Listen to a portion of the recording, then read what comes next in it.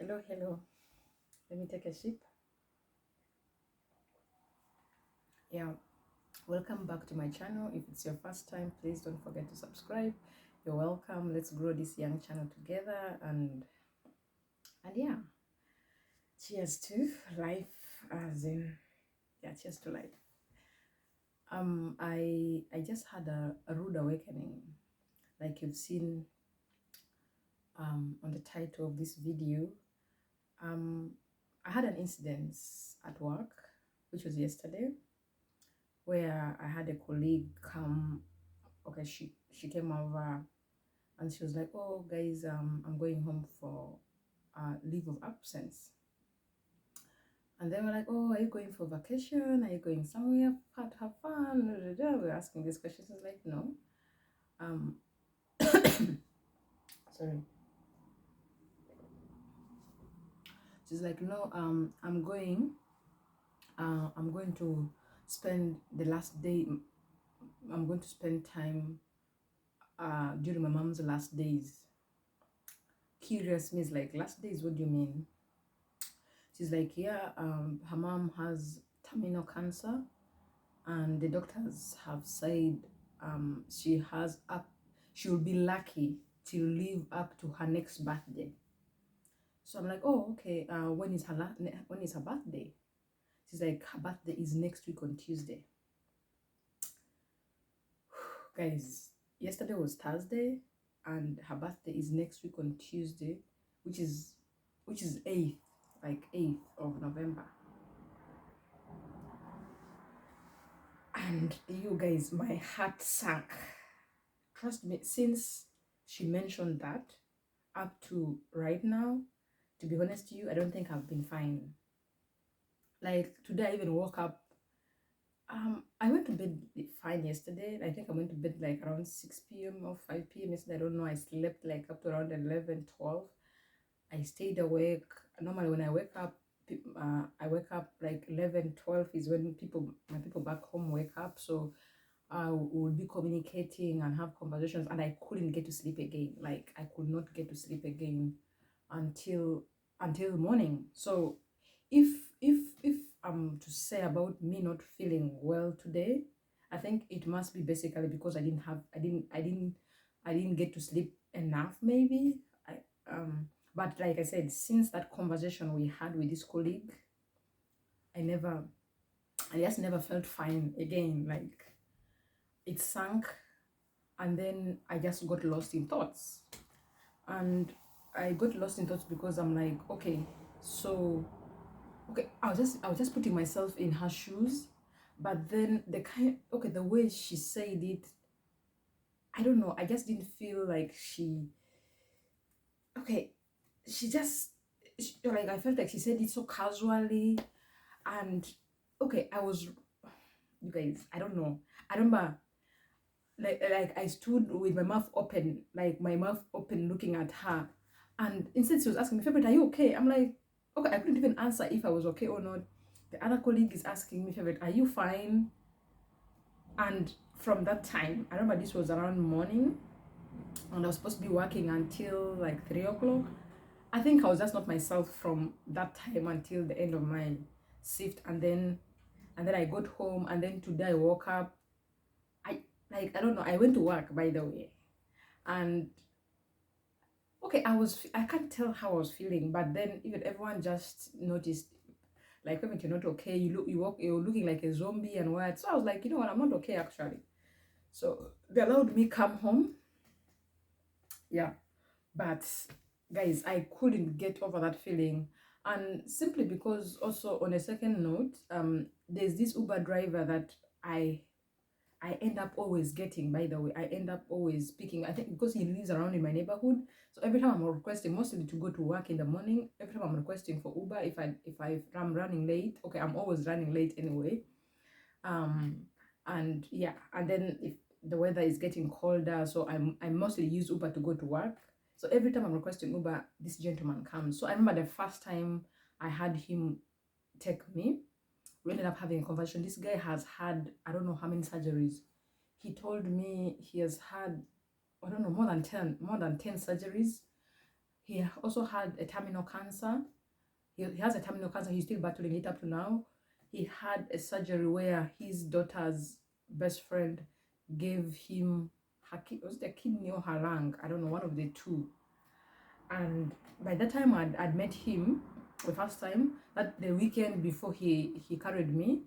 They had celebrated their, is it sixth anniversary, fifth or sixth anniversary with his donor, with his daughter's best friend who had given.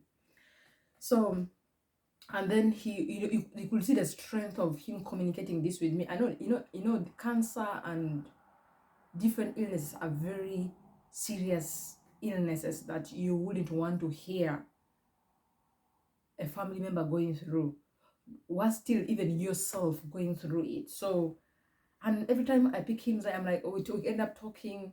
Oh, how are you? I'm hanging in there. He gives me update of when he's seeing the doctor, when his doctor's appointment is, and everything like that. And then I remember him mentioning to me, for him to be alive up to today, up to this year 2022, it's God, it's just God's grace. That's what he says. And then this takes me back to, I remember when COVID happened. And then I remember they used to say COVID mainly affects people who have pre-existing conditions. And people who know me, people who have known me over the years, have known my mom is living positively with HIV, and she has been living so for God knows how many years. Categorically, we are counting my age as the number of years that she has lived with HIV. So, but possibility of that if being more than even my age, like even more than my age. So also those who have been close to me have known that in the year 2019, before my 30th birthday, I decided I was going to commemorate my birthday by honoring my mom and by giving her flowers while she's still with us, while she's alive, And this happened for me mainly because people who have been following me, following my stories, like I said, which is a typical of many African families where there's so many unanswered questions in the family, and for reasons parents say they hold back the answers, or they hold on to these secrets because mostly they say to protect the children, or to protect the people concerned. And I had a case like that where where there was so much going on, so many and talked about things, so many secrets going on in the family, and some of these conversations were not held at all, especially with me, simply because it was to protect me.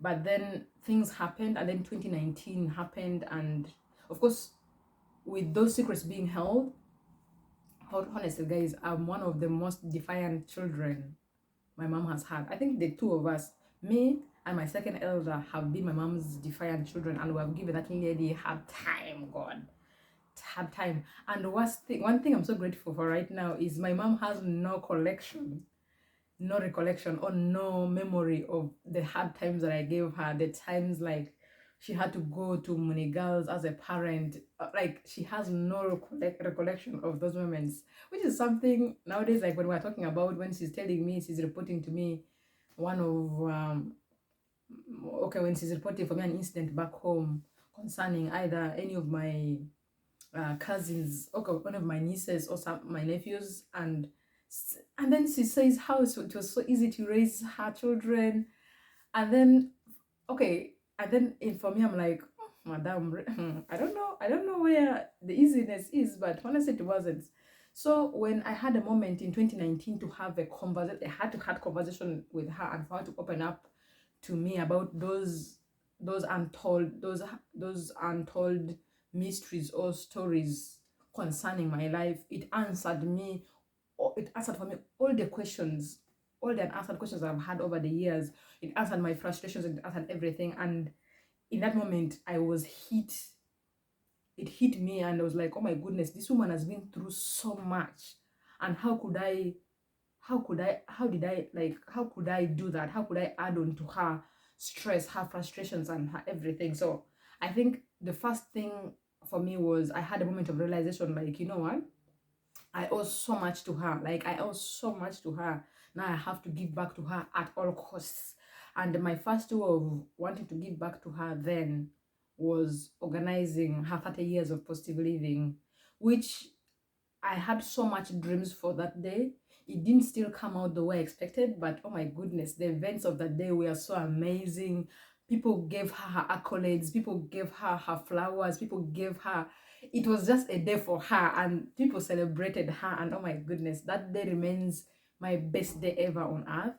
12th of October 2019. I just felt I gave her the honor that she deserves, but still I felt it was not enough. So I remember one idea that I was holding on to after that celebration was to open a foundation in her names, a foundation that is to work with people, that is to work with people living with HIV. That is to work with, yeah, that is to work with people living with HIV in all forms, whether in livelihood, in care and treatment, in everything. So that was like, I just felt, you know what, with what this woman has been through, in general, I want her name to live forever. I want her name to live for generations and generations and generations to come. I want her story to live forever. Her story of resilience, and then just her story or as a way of encouragement and, yeah, encouragement and empowerment to people living with HIV. I want her story to live forever. So that is something I've been working on since 2019. And you know, for a foundation to run smoothly, it needs funds, it needs money. And because I didn't have the money at hand to start the foundation rolling and keep it moving, to do what I would wish it to do, to keep my mom's legacy and my mom's name alive. So, and then I think I remember this, like I said, this happened in October. Then November, December, January, I leave Uganda. So those are like October, no, okay, October, November, December. These are like 3 months. After 3 months, I left. But like when I had, from this time when I had this heart-to-heart conversation with mom, I just felt I owed so much to her. I just, the love, you guys, I have like the love I just had, I don't know, I can't express how I just felt towards my mom. I wanted to be around her. I wanted to talk to her. She became my friend, and not only just an ordinary friend, but her best friend. And I just felt I owed so much to her. So I leave Uganda, which took away the physical connection of the bond that I had wanted to build, had the memories I wanted to build with her, guys. So me leaving Uganda in January 2020 took that away. But guys, I was shaken now when COVID happened. And you guys, you can remember when COVID happened, they were saying COVID was going to hit hard on people who had pre-existing conditions. And like I've shared with you, my mom living positively with HIV, that's a pre-existing condition. So I was so scared of during COVID period, and some people died during COVID period. Some of the people were people living with HIV. Some of the people were her friends and colleagues. You guys, I wanted like, and I was not physically there to. I felt like I was not physically there to protect her, or to like I would freak out every time I'm calling. She's not at home. She has gone to this funeral. She has gone here. I'm like, please, madam, help me stay at home. Help me stay at home. And I was scared because from 2019 when I had this moment where I just wanted to honor her and everything. I remember asking God that, okay, I want to start a new beginning with my mom. I want her to, like, I want to give my best to her. And one of my ways of wanting to give my best to her, like, I wanted to like start a life afresh with her, a loving life, a loving bond, a friendship with her, and all that. So I remember asking God to give us just 10 years. I don't know why I felt like I'm like, God, keep my mom alive for me, for us to build memories and everything for the next 10 years. And I promise, after 10 years, it's okay, whatever you choose to do, but I just want 10 years with her. And then I travel. I'm thinking, okay, I'm just going to travel for a few months, come back home, be gone for months, come back home, and still have a moment to build memories and to be with her. Whew, that didn't happen. So COVID happens, and thank God, God saved her. She's still alive. And then this year again, I don't know which month it was, my mom was so sickly and sickly and sickly. And then one of my brothers sends me a message, and that was been one of the most scary messages I ever received. Oh my goodness. That broke me. that broke me to the extent that I was running crazy. I remember even I posted it on my WhatsApp. People reached out to me, but I've never been so scared on my life. I've never been so scared like that before.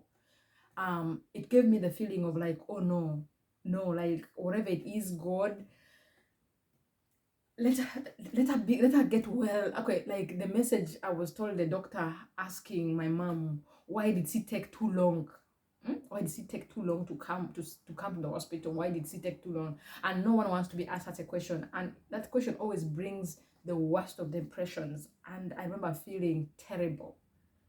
And and okay, I don't know. It drove me crazy because you guys, I want, like I said, personally, I think for me, one personality thing is I feel I owe so much to my mom, just by the fact of the life we both lived over the years. I feel I owe so much to her. And secondly, just having gone through too much in life already, I also feel she deserves the best.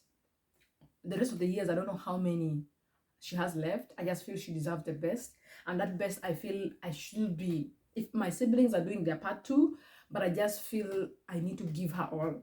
And it's not just my mom also, it's my dad too. And thankfully right now my dad is in a position where he's earning a living in a way, but I'm also hoping God to open for me doors, and I should be able to have a plan for him for his retirement, something he can go to, or something he can hold on to, something that can do, like something just to care for him during his retirement age. So from both of my parents, I've just had a moment of an awakening in my life where I've appreciated the privilege of having my both parents alive, and I'm like, you know what, I want to do the best for them. I want, if whatever I can do for them. So it has been that, and at no moment I've ever imagined for any of them to go. Like I want them to be there. I don't know for how. Like I want them to be there. And this person, like I said at work, telling me how she's going to live her last days with her mom, and she doesn't know. Okay, now like the doctor said, it should be lucky. It should be lucky if she stays up to her next birthday, and her next birthday is next week on Tuesday, guys. Thinking about it, just I don't know, it freaks me out. I'm like, I don't want to know. Like I wouldn't want to know when my parent is not going to be there anytime soon. Like I don't know how to live with that. Like I don't know how to live with that. So it stresses me, it freaks me out just by the thought of. And like I said, I'm just praying to God to still keep my both parents alive for me, for their grandchildren, because I've not over the years taken advantage of creating the memories, of creating the bond, of having the relationship with them I wish I would have. So now is the moment I'm supposed to have to create these memories and to do these things, and I'm not near them. I'm far away from them. I'm not able to do that. And then there are some of us who have our parents who, whether it's just maybe a 5 hours drive, or even even 30 minutes or whatever, it's just, if it was a distance of where, like I'm in Kampala, guys, I would want to be at least every month I should have at least a weekend spent with, a weekend from one weekend for my one parent, one weekend for the other, because they're not in the same place, but dedicating time to be with them if I had the moment. Now is what I'm looking at.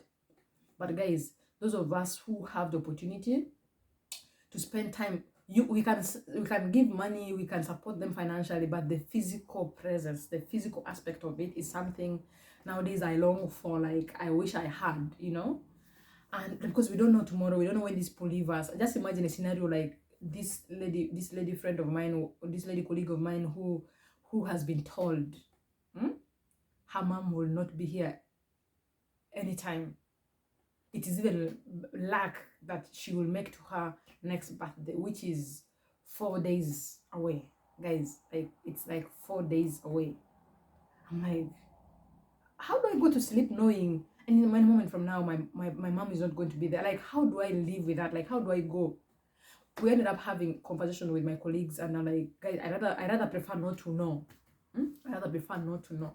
But the learning lesson has been for me is, how do I make the most out of the moment we have now? Like the now I have with either of my parents now. Like, what do I make of it for now?